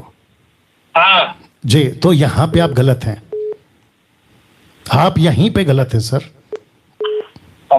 जी, तो आपको सबसे पहले समझना है कि ये भाषा कौन सी है, क्योंकि ये पृथ्वी की भाषा है। हेलो, ये पृथ्वी की भाषा है या अन्य भाषा? बाप रे बाप रे। आपका सबसे पहला फोन ठीक करो सर, या तो कोई दूसरा फोन यूज करो, आपका फोन ठीक करिए, या तो नजदीक से बात करिए और आपको तुरंत जवाब देना है। तो वापस कहता हूं ये पृथ्वी की भाषा है। ठीक है। हेलो, हाँ जी जी जी, मैं बोल चुका हूं ये पृथ्वी की भाषा है। लेकिन ये भेद की भाषा क्या है? जो भेद की भाषा लिखा हुआ है इसके विषय में मैं जानना चाहता हूँ। ठीक है ठीक है, मैं आपको एक प्रश्न पूछता हूं, मेरे को जल्दी जल्दी जवाब दो। आपके घर पे कोरियर वाले ने पैकेट लाया, एक कोरियर वाला आपके घर पे पैकेट लाता है, ठीक है? वो पैकेट में क्या निकल सकता है? आपके किसी दोस्त ने भेजा है, वो पैकेट में क्या निकल सकता है ज्यादा से ज्यादा? बाप रे, कट करो यार। जितने दर्शक हैं मैं आपको जवाब दे देता हूं। वो पैकेट में, क्योंकि जब ये एडिट होगी तो वो देख लेंगे, इस पैकेट में एक व्यक्ति क्या एक्सपेक्ट कर सकता है? उसके दोस्त ने भेजा शादी का कार्ड, या फिर स्पेशल कोई डॉक्यूमेंट्स, पेपर वर्क, या फिर कोई अमेज़न का चीज, या फिर कुछ भी। लेकिन आपने जैसे ही पैकेट खोला ऐसी चीज पाई जो इस पृथ्वी की है ही नहीं, तब आपको पता चलेगा अरे बाप रे ये क्या है। तो उस वक्त में यह प्रश्न उठना चाहिए कि भेद क्या है। जब आपको पता है यह पृथ्वी की भाषा की बात पौलुस कर रहा है, जिसका ट्रांसलेशन है ग्लोसा, और उसके भाषा का अर्थ जो नहीं समझ सकता, जैसे कि अभी मैं हिंदी में बात कर रहा हूं और कोई व्यक्ति आता है वो चाइना वाला है, चाइनीज वाला है, चाइना वाला चाइनीज भाषा बोलता है, उसको कैसे समझेगी मेरी हिंदी भाषा? तो मैं जो भी बात करूंगा उसके लिए हिंदी शब्द भेद है, उसके लिए मिस्ट्री है। वर्ड यूज हुआ है इंग्लिश में मिस्ट्री, भेद है, ऐसा है ये। लेकिन अगर टोटल ऐसी कोई भाषा का जिक्र होता जो स्वर्गीय भाषा है, जो कि नहीं है, जिसका प्रचार मैं कल करूंगा, नहीं है, तब प्रश्न उठता है कि ओके भेद क्या है। तो सबसे पहली चीज, भाषा पता चल गई पृथ्वी की है। जो ट्रांसलेशन नहीं हो रहा है, उसको नहीं समझ आ रहा, तो बोलने वाला जब बोल रहा है, कोई सुन रहा है, उसके लिए भेद है। और यही तो पौलुस कहता है कि जब तक इंटरप्रेट ना हो तब तक अन्य भाषा बात नहीं करना है। अगर अनुवादक है तो बात करो, तो फिर भेद नहीं रहेगा, वो खुल जाएगा। और उसी का वचन आगे कहता है, दीजिए 1 कुरिन्थियों 14:4 पढ़वा देते हैं। ओके, वचन 5 को पढ़।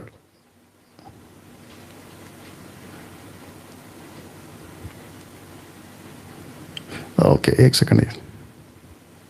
हाँ, वचन 6 पढ़ते हैं, 14:6 लिखा है, इसलिए भाइयों, यदि मैं तुम्हारे पास आकर अन्य भाषाओं में, प्लूरल वर्ड, अन्य भाषाओं में बातें करूं और प्रकाश या ज्ञान या भविष्यवाणी या उपदेश की बातें तुमसे ना कहूं, तो मुझसे तुम्हें क्या लाभ? इसी प्रकार यदि निर्जीव वस्तुएं भी जिनसे ध्वनि निकलती है, जैसे बांसुरी, बीन आदि स्वरे भेद ना हो, तो फूका या बजाया जाता है, वो कैसे पहचाना जाएगा? तो जब तक नहीं पहचान रहे, वो व्यक्ति के लिए भेद है। लेकिन ये भेद क्या है? सुसमाचार, उसकी खुद की भाषा में, उसको गॉस्पल नहीं मिला, बाइबल नहीं थी, तो ये भेद है उसकी भाषा में। लेकिन जिसको समझ आ रही, उसकी भाषा में भेद नहीं है, क्योंकि भेद तो खुल गया। कैसे? इंटरप्रेटर आ गया, ये बात है। ओके, सो मैं समझता हूं कि आज का प्रश्न खत्म करते हैं। Okay, no calls now. आप सभी के लिए कुछ बातें आपके बीच में रखना चाहता हूं। सबसे पहला लिखा है 28 जून से ब्रैकेट में मंडे, पूछो जो भी पूछना है। लाइव प्रोग्राम सिर्फ और सिर्फ यूट्यूब पर ही चलेगा, फेसबुक पे नहीं चलेगा, ये सिर्फ यूट्यूब पे चलेगा। तो जितने भी फेसबुक के लोग हैं, मैं इसको कल भी बोलूंगा, जितने भी फेसबुक के लोग हैं आपको फिर से शिफ्ट होना है कहां पे, यूट्यूब पर। और फिर उसके बाद यूट्यूब पर ही ये प्रोग्राम आपको दिखाया जाएगा। इसकी एडिट क्लिप्स मैं उसको जरूर डाला करूंगा फेसबुक पे, लेकिन याद रखो ये सिर्फ और सिर्फ यूट्यूब पे चलेगा, पक्की बात है। मैंने बीच में बंद किया था, मैं वापस आया था क्योंकि कुछ लोगों ने कहा कि हमको नहीं आता है, बट मैं समझता हूं कि अभी कम से कम 1.5 हफ्ता हो गए, आप सीख गए होंगे, तो शिफ्ट टू द यूट्यूब। तो वापस कहता हूं, अगर कोई नहीं जानता है उनके तक ये मैसेज पहुंचाइए कि 28 जून से मतलब मंडे से ये पूछो जो भी पूछना है, ये सिर्फ और सिर्फ यूट्यूब पर चलेगा। ओके, नाउ आप सभी जानते हैं कि 3 से 6 बजे तक मैं आता हूं, उपलब्ध रहता हूं इस नंबर पे, लेकिन कल नहीं रहूंगा। तो कल टोटल 777 बंद रहेगा, ठीक है ना। तो आप लोग कॉल नहीं करना, मंडे से स्टार्ट होगा। ओके, ये बता चुका हूं। नाउ खरी शिक्षाएं कैसे फैलेगी, एक ही चीज़ है, शेयर करो। तो आपको शेयर करना है। उसके बाद आप जानते हैं कि मसीह मंथन से जुड़ने के लिए हमने आप लोग सभी के लिए 29 नेशंस माफ़ करें नेशनल ग्रुप स्टार्ट किया है, और देवेंद्र को आपको कॉल करना है। और इन सभी जो आप नाम देख रहे हैं अभी एक्टिव हो चुका है, और बाकी अगर देवेंद्र फ़ोन नहीं उठाता है तो ये नंबरों पे कॉल करना है, ये वाले। ओके, पंजाब के लिए हमने अलग कर दिया जी। समीक्षा जी को कॉल करें, डेविडसन को कॉल करें। और समीक्षा आज फेसबुक पे लाइव आई थी और उन्होंने बहुत सारी बातें आप लोगों को बताई होंगी कि संडे का चर्च का क्या दिक्कत है, कैसे जुड़ना है। आप लोग जो है संपर्क में रहें। और वापस कहता हूं कि पंजाब से जितने भी लोग खरी शिक्षाओं के जो दीवाने हैं, खरी शिक्षाओं के जो चाहने वाले हैं, आपको दोनों को कॉल करके मसीह मंथन के पंजाब ग्रुप में ऐड होना है। उसके बाद इंटरनेशनल ग्रुप्स आशा जी को कॉल करिए। और याद रखिए कि ये जितने एक्टिव ग्रुप्स हैं, ये जितने भी हैं, इनमें कुछ लोग जो हैं अभी जुड़ेंगे और भी संख्या बढ़ेगी। लेकिन किसी प्रकार का, खास करके पाकिस्तान से, किसी प्रकार की अपनी वीडियोस, अपनी बातें नहीं डालें, क्योंकि मैसेज ऑप्शन हमने बंद रखा है, ठीक है ना। और आशा जी आप भी इस बात का ख्याल रखेंगे। तो जितने भी अदर कंट्रीज से हैं, मैं रिक्वेस्ट करता हूं आप लोग बड़ी तादाद में खरी शिक्षाओं के साथ में जुड़ें। बाइबल डिस्ट्रीब्यूशन स्टार्ट हो चुका है, फ्री बाइबल डिस्ट्रीब्यूशन, माफ करें, नरेंद्र राव को कॉल करें। और ये उसी को दे रहे हैं इस शर्त के मुताबिक। ये 5 पॉइंट्स आप लोग बाद में पॉज करके पढ़ लेना। मसीह मंथन पेज को लाइक करें, ऐप को डाउनलोड करें, वेबसाइट को विजिट करें, और मेरी जो चैनल है डैनियल राज की चैनल यूट्यूब पे, उसको आप लोग सब्सक्राइब करें और आइकन बेल दबा लें। इस वचन के मुताबिक हम कई लोगों को जो है मदद कर रहे हैं, राशन की, मिशनरीज को मदद कर रहे हैं, बाइबल डिस्ट्रीब्यूशन कर रहे हैं। अगर इसमें कोई अपना योगदान देना चाहता है, आप इनको कॉल करें और इस नंबर पे आप जो है अपना योगदान दे सकते हैं। अब आज आखिरी अनाउंसमेंट, क्योंकि ये प्रोग्राम यानी कि ये टॉपिक के ऊपर मैं कल बात करूंगा। तो दिस संडे मतलब tomorrow, 10 reasons you should not speak tongues, मतलब जिब्रिश आपको बात नहीं करना है, जो शैतान की ओर से, बाइबल के अंदर नहीं है, पवित्र आत्मा की तरफ से नहीं है। उसके 10 कारण बताऊंगा क्यों बात नहीं करना है, तो उसको आप लोग ध्यान में रखें। तो इस स्लाइड के साथ में आप लोगों से मैं विदा लेना चाहूंगा। अपना ख्याल रखें, प्रभु आपको खूब आशीष दे। God bless you all. याद रखो कल 7:30 बजे।